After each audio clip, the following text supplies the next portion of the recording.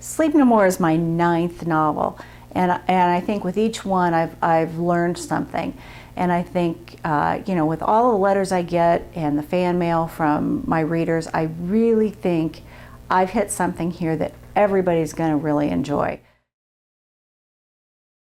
Well, when I was looking for the idea for Sleep No More, I was looking for something that was inherent to the character, something that would be deeply personal, and yet still present an air of danger. So I went through a whole lot of scenarios that had to do with things that happened to the character as opposed to something that happened from within the character. And when I started looking at things that could be inside this person that actually created the situation that presented the danger, I came up with a whole different idea, and the idea of using sleepwalking came forth, and it just seemed so right. One of the things that made me even consider sleepwalking is my daughter, when she was young, was a sleepwalker. Not like a serious sleepwalker where she got in the refrigerator and things like that, but we would catch her in the night, walking downstairs, and when she was awakened, she was very upset.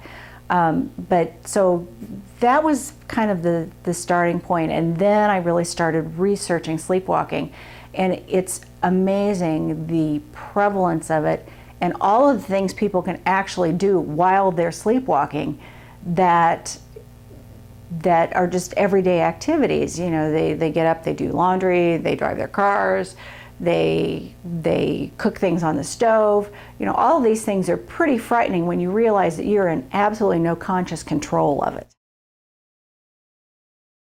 Well, once I decided I was going to use sleepwalking as a centerpiece for this book, I decided I wanted to use the sleepwalker as my female protagonist character. So I needed to create her first. She had to come full flesh before any of the other characters did. Since sleepwalkers usually begin in childhood, I made a huge event happen in her childhood that totally directed the rest of her life. Once I had my main character, Abby, in mind, I needed to surround her with the other people that would flesh out the story. And one of the main themes of the story is her relationship with her sister. When she was a child, her sister is a little bit younger, and when she was a child, there was a fire in the house, and the sister was permanently scarred with this fire, and it also destroyed the family home.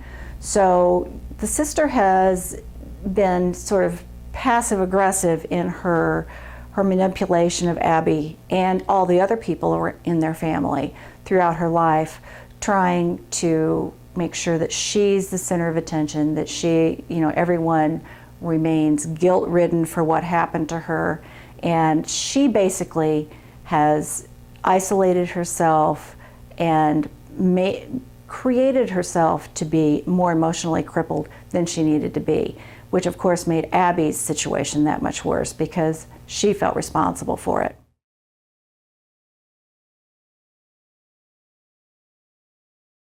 One of the things that was so great about writing this book is there are so many secondary characters, and they all have their own story arcs, and they all have their own emotional issues.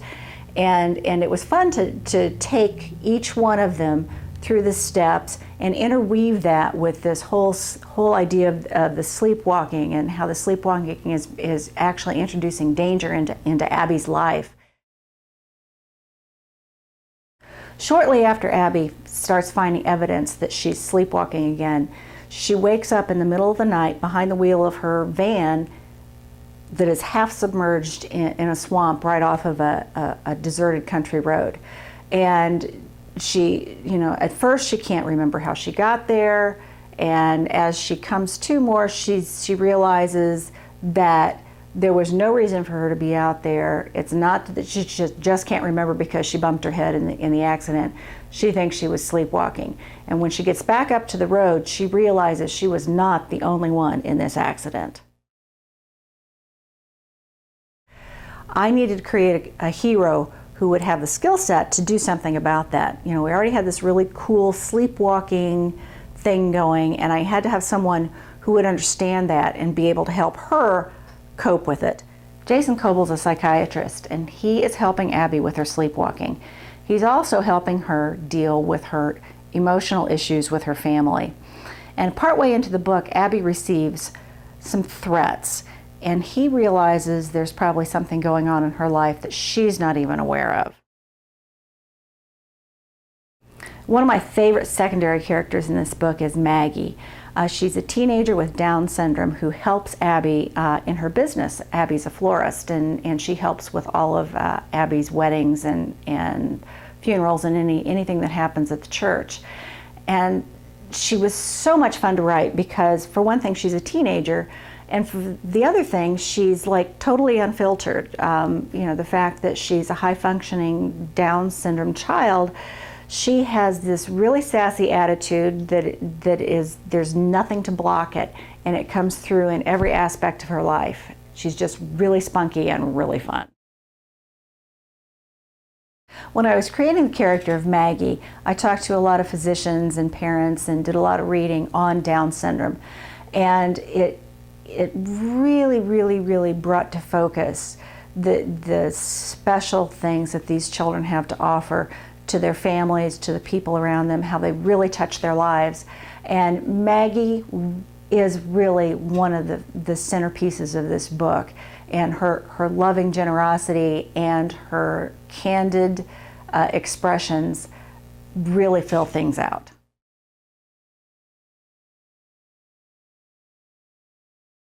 Choosing a setting is always a really big part of putting a book together, because it plays so much more, almost as much a part of the book as the characters do. So I spent a lot of time looking at what setting would really induce this whole feeling of it's a slow boil, but it's dangerous. And I went back to my low country South Carolina setting, because there's just something about that at night. The low country, the fog, the swamp, the marsh grasses, that created this scene in my mind that was so phenomenal that I just had to put it in the book. So once I started thinking South Carolina low country, that was it. I've always been really inspired by authors like Sandra Brown and Iris Johansen and Karen Robard, people that do really, really intense, character-driven suspense. And I think that's what I've always shot for, is really not cheating the characters, not getting into a police procedural, but really building the suspense around this character, making it very personal. The suspense element in Sleep No More is all a psychological tension, a building every page as you turn. There's a little bit heavier anticipation of what's to come next. The suspense is built through, the imminent danger, as opposed to anything that has to do with a buildup of body count or anything that is graphic and gory.